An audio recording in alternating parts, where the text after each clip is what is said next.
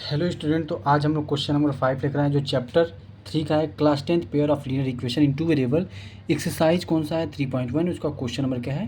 5 है। ठीक है, चलिए इसको शुरू करते हैं, इसको सॉल्व करते हैं। बहुत ही आसान तरीके से हम लोग सॉल्व करेंगे। ठीक है, देखिए क्वेश्चन क्या कह रहा है। इससे पहले मैं क्वेश्चन 4 और 1 to 4 अपलोड कर चुका हूँ और साथ ही साथ इंट्रोडक्शन भी किया हूँ। तो इंट्रोडक्शन आप ज़रूर देखिएगा और उसको देखने के बाद आप उसको नोट ज़रूर बनाइएगा ताकि आपके क्लास 10 का चैप्टर नंबर जो 3 आपको बहुत ही अच्छे से क्लियर हो जाए। ठीक है, वैसे मैं शुरू से पढ़ाते आ रहा हूँ। चैप्टर 1, चैप्टर 2, चैप्टर 3 मैं बना दिया हूँ, उसका प्लेलिस्ट बना दिया हूँ, उसको जाकर आप देख सकते हैं। लिंक डिस्क्रिप्शन में आपको मिल जाएगा। चलिए शुरू करते हैं। देखिए क्वेश्चन क्या कह रहा है। कह रहा है half of the perimeter of a rectangular garden. ठीक है, whose length is 4 metre more than its breadth. ठीक है, मतलब क्या कहना चाह रहा है मैं आपको पहले बता दूं। मैं एक चीज़ बना दे रहा हूँ। ठीक है, पहले ये हमारे पास रेक्टेंगुलर है, रेक्टेंगुलर गार्डन एक प्रकार से। ठीक है, मैं आपको बना दे रहा हूँ। ये रेक्टेंगुलर गार्डन है। ठीक, अब ये रेक्टेंगुलर गार्डन है, इसका लेंथ क्या ले लिया गया? एक्स ले लेते हैं और इसको क्या लेते हैं? वाई ले लेते हैं। ठीक है, अब ध्यान समझिएगा। Half of the perimeter of the rectangular garden whose length is 4 more than its breadth. ठीक है, पहले मैं आपको क्या मान लेता हूँ, मैं लिख दे रहा हूँ लेट सॉल्यूशन के तौर पर। Let the length of the garden be x, मैं सर्कल बना दिया एक्स, एंड ब्रेथ या विड्थ लिख सकते हैं, विड्थ दिया हुआ है तो विड्थ इज वाई या बी वाई। ठीक है, तो ये हमारा लेंथ कितना हो गया? एक्स हो गया और ये कितना हो गया? वाई हो गया। ठीक है, अब ध्यान समझिएगा। इक्वेशन क्या कर रहा है? 4 मोर देन इट्स ब्रेथ, मतलब इसका क्या हुआ कि ये लेंथ जो है इससे 4 ज़्यादा है। ठीक है, किससे? ब्रेथ से, विड्थ से जिसको हम कहते हैं। ठीक है, चौड़ाई से लेंथ इसका ज़्यादा है। तो क्या इक्वेशन बनेगा यहाँ पर? x is equal to y, किधर प्लस करेंगे? ध्यान दीजिएगा, y की तरफ प्लस करेंगे। ठीक है, तभी ये क्या होगा, हमारा इक्वेशन का साइन सही बनेगा। ठीक है, क्योंकि लेंथ तो ऑलरेडी बड़ा है तो हम लोग क्या करेंगे कि ब्रेथ में ऐड करते हैं 4। ठीक है, इसका अगर इक्वेशन बनाएंगे तो क्या हो जाएगा? x minus y is equal to 4। क्यों? क्योंकि लेंथ हमारा क्या है? बड़ा है। लेंथ हमारा क्या है? x है और y उससे कम होता है, ब्रेथ उससे कम है। तो इसका इन दोनों का डिफरेंस कितना है? 4 मीटर दिया हुआ है। तो पहला इक्वेशन तो हमारा ये बन गया। ठीक है, सभी को क्लियर हो गया होगा। दूसरा इक्वेशन क्या कर रहा है? The half of the perimeter rectangular garden whose length is 4 more than its width, ये तो हमने बना लिया। इस 36, मतलब कि इनका जो पेरीमीटर होता है, पेरीमीटर क्या होता है? रेक्टेंगल का पेरीमीटर होता है 2 l plus b. L plus b मतलब लेंथ प्लस ब्रेथ। तो लेंथ हमारा हमने क्या माना? एक्स माना है और वाई माना। इसका हाफ, हाफ का मतलब 1/2 कितना दिया हुआ है? 36 दिया हुआ है। इसको हम कट करेंगे तो हमारे पास मिला क्या? एक्स प्लस वाई, थोड़ा सा इसको नीचे कर रहे हैं, x plus y equal to कितना हो जाएगा? 36 हो जाएगा। उम्मीद करते हैं बात आपको समझ में आ गई होगी। ठीक है, हालांकि अब इस क्वेश्चन को हम लोग चाहे एलिमिनेशन मेथड से या सब्स्टिट्यूशन मेथड से हम लोग लगा सकते हैं, लेकिन हम लोग जो 3.1 एक्सरसाइज में पढ़े, क्या पढ़े? ग्राफिकल मेथड पढ़े। तो ग्राफिकल मेथड से इसको हम लोग लगाएंगे। मैंने यहाँ पे ग्राफ बनाया। ठीक है, ग्राफिकल मेथड से हम एक्स और वाई की वैल्यू निकालेंगे। और एक्स और वाई है क्या? एक्स हमारा है लेंथ, ठीक है, एंड डब्ल्यू क्या है? सॉरी, वाई क्या है? विड्थ है। ठीक है, चलिए निकालते हैं यहाँ पर। तो मैंने आपको पहले ही बताया कि क्या करेंगे, एक्स और इस इक्वेशन के लिए हम क्या करेंगे? ब्लॉक बनाएंगे। ठीक है, ब्लॉक बनाने के बाद देखिए क्या करेंगे, यहाँ पर लिखेंगे एक्स, यहाँ पर लिखेंगे वाई। ये ग्राफिकल मेथड है। ठीक है, तो अगर हम लोग एक्स की वैल्यू क्या लेंगे? 0, तो वाई की वैल्यू क्या आ जाएगी? -4 आ जाएगी। तो हमने -4 लिख दिया।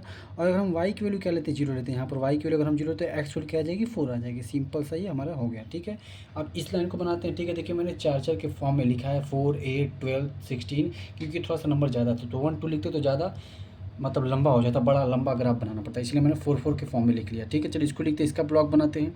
जैसे इसका ब्लॉक बनाएंगे तो क्या होगा? देखिए ये x है और ये y है। अगर x की वैल्यू क्या लेते हैं? 20 ले लेते हैं। ठीक है, मान लीजिए 20 लिया तो x की वैल्यू 20 है तो इधर आके माइनस हो जाएगा। तो 36 में से 20 माइनस कितना हो गया? 16।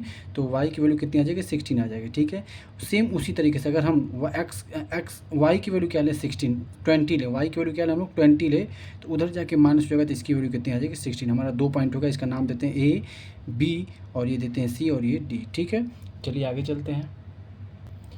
तो चलिए ड्रॉ करते हैं। ठीक है, पहले इस लाइन को ड्रॉ करते हैं। देखिए क्या है? 0 और -4। तो सबसे पहले 0 हो गया और ये -4, तो यहाँ पर ये पॉइंट होगा, इसका नाम क्या है? ए। लिखेंगे क्या? 0, -4, ये वाली पॉइंट। ठीक है, उसी तरीके से फिर क्या लेना? 4, 0। तो एक्स की वैल्यू 4 है, वाई की वैल्यू 0 है, तो यहाँ पर ये हमारा पॉइंट क्या हो जाएगा? इस पॉइंट का नाम हो जाएगा बी, मतलब 4, 0। तो ये हमारा ये लाइन बन गया। इसको हम लोग ड्रॉ करते हैं। ठीक है, इसको ड्रॉ कर लेते हैं।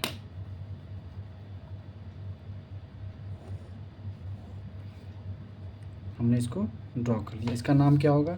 इसका नाम हो जाएगा x minus y is equal to 4, ये हमारा हो गया। ठीक है, एक्स हमारा क्या था, लेंथ था, वाई हमारा ब्रेथ था। ठीक है, आगे चलते हैं, थोड़ा सा देखिएगा। ठीक है, अब चलते हैं इसको, इस लाइन को ड्रॉ करने। तो एक्स की वैल्यू क्या थी 20, हमने यहाँ 20 लिया, और वाई की वैल्यू क्या थी 16। तो इसको हम लोग ड्रॉ कर लेते हैं लाइन से। अगर आप ड्रॉ करेंगे तो देखिए ये आया ये पॉइंट। ठीक है, और ये हमारा हो गया। ठीक है, तो हम क्या करेंगे, ये पॉइंट हमारा हो गया।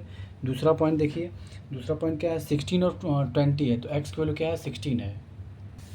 तो अब सी पॉइंट तुमको मिल गया यहाँ पर, सी पॉइंट अभी ड्रॉ करेंगे। उसके बाद देखिए हमारा डी पॉइंट का एक्स की वैल्यू क्या लेंगे 16, तो एक्स की वैल्यू हमारी 16 हो गई, और वाई की वैल्यू कितनी है 20, तो ये हमारा 20 हो गया। ठीक है, ये अब इसको अगर ड्रॉ करेंगे तो एकदम सीधा आएगा। ठीक है, तो हमारा पॉइंट लाइन ड्रॉ कर लेते हैं, लाइन यहाँ से हम लोग ड्रॉ करेंगे। ठीक है, और ये हमारी रही लाइन दूसरी वाली। ठीक है, हमने इसको ड्रॉ किया और ये हमको ड्रॉ किया। इसका नाम क्या हो जाएगा, इसका नाम हो जाएगा x plus y is equal to 36। ठीक है, मैंने इसको भी लिख दिया, थोड़ा सा नीचे करके आपको दिखा भी देता हूँ, हमने लिख दिया। अगर आप ध्यान से देखेंगे तो ये कौन सा पॉइंट था, ये पॉइंट था सी, जिसका नाम क्या था 20 और कॉमा 16 था, और इस पॉइंट का नाम क्या था डी, तो इसका नाम क्या था डी, मतलब 16, 20 था। अगर आप देखेंगे दोनों पॉइंट कहाँ कट हो रहा है, तो 20 और 16 पर कट हो रहा है। इसका मतलब जो पॉइंट हमको मिला है 20 और 60 मिला है। ठीक है, तो एक्स और अगर पॉइंट देखा जाए तो पॉइंट क्या मिला हमको, पॉइंट कितना मिला हमको 20 और 16 पर कट हो रहा है। ठीक है, तो जो हमारा सॉल्यूशन मिला वो कितना मिला 20, 60 मिला। तो लिखेंगे दिस लाइन इंटरसेक्टिंग लाइन, क्या है इंटरसेक्टिंग लाइन, क्या हो जाएगा यूनिक सॉल्यूशन, क्या हो जाएगा unique solution.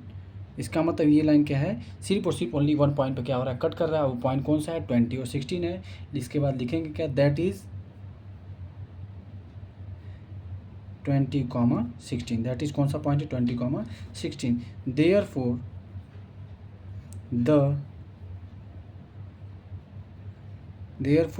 The length of, लिखेंगे the length of rectangular garden